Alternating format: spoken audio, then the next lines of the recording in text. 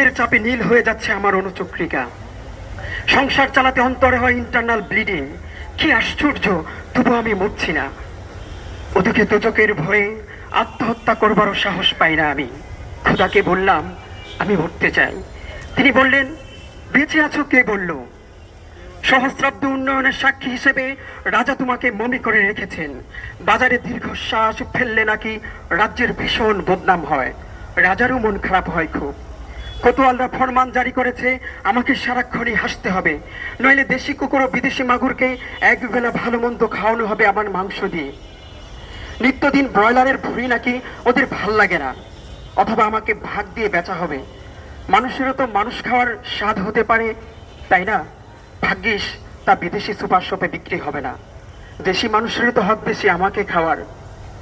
এ দুচোখে যখন নিয়তি, তখন আমি উদাম হয়ে যাচ্ছি দুনিয়ার শ্রেষ্ঠ মাংসাশী বিহগদের। হে ঈগল, চিল, ভয়ঙ্কর বাজেরা, হে সাম্রাজ্যবাদী সাহসী শকুনেরা, তোমরা F-35 এর মতো, MiG-29 এর মতো দল বেঁধে হামলে পড়ো আমার বুকে। আমার রান, থান, চক্ষু, কলিজা আজ সব তোমাদের গনিমতের মাল। দেশে শুয়োর খুবলে খাওয়ার আগেই আমার ইচ্ছে মতো তোমরা ছিঁড়ে খাও। দোহায়, শুধু মস্তিষ্কটা খেও না আমার, তাহলে শীঘ্রই দাস হয়ে যাবে তোমরাও। যারা উসমান হাদির মাথায় গুলি করেছে, যারা উসমান হাদির মস্তিষ্কে গুলি করেছে, তারা দাসে পরিণত হয়েছে। আমরা কখনোই দাসে পরিণত হব না। আমরা আজাদির জাতি।